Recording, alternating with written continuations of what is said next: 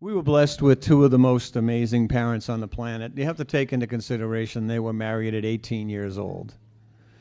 And at 18 years old, married, had a baby a year later, and still teenagers. And they were faced with the trauma of a baby boy, who within a few months was going blind. They were faced with that as teenagers right out the gate. Within 4 months, they had to deal with putting him in the Mass Eye and Ear, rushing him there, and not even having a car to get there, and going through all the trauma of dealing with trying to save their first baby's sight. And of course, they were able to save half of it, and still years later, until he was a toddler, still enduring a lot of things. So I'm not trying to make it all about me, but somehow they managed to get through all of that terrible start.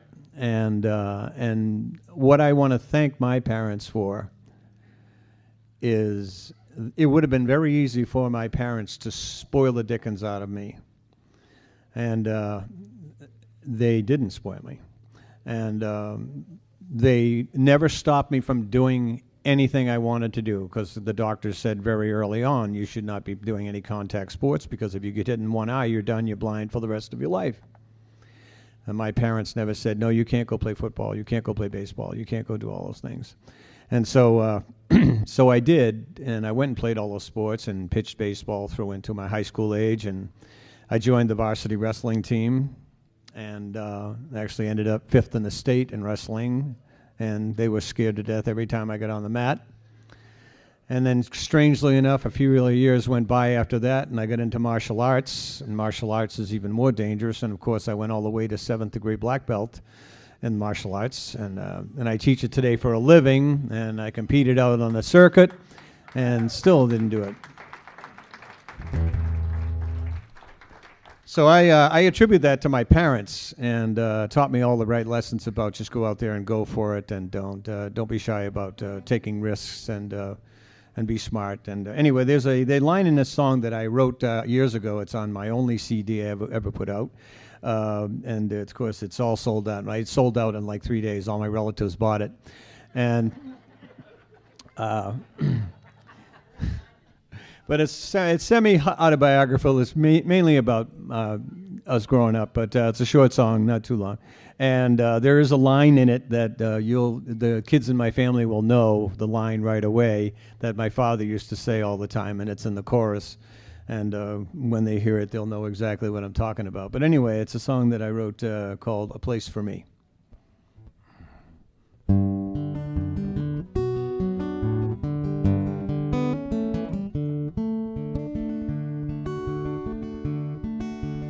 I was born the oldest of 10. What I know now, I wish I knew then. It was sometimes hard being the oldest. My brothers and sisters looking over my shoulders. And all I ever wanted was to find a place for me in my own time. When I was a boy and I wanted to play, well, my daddy came over and he had to say, hey, little son, your time's a-passing. And in his voice I heard compassion. And all he ever wanted was to find a place for me in my own time. He said, son, work hard, keep your nose to the grindstone. Use your head to make things happen. Just do what's in your heart, say what's in your mind, and no one can live a better life. It's your life. Mama tells me when I was young, I was a child second to none. It pained her so when I started changing. I guess I did some teenage rearranging. But all she ever wanted was to find a place for me in my own time.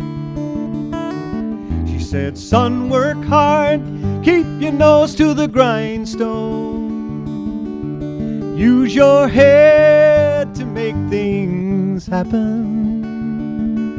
Just do what's in your heart, say what's in your mind, and no one can live a better life. It's your life. Now I'm a man of 40 and some. I'm telling my child about the things to come. Well, lessons learned are for the listeners, and a life that's loved is for the givers. And all I ever wanted is to find a place for him in his own time. I said, son, work hard, keep your nose to the grindstone. Use your head to make things happen. Just do what's in your heart and say what's in your mind, and no one can live a better life. It's your life. Oh, Mom and Dad, they always said that I would find a place.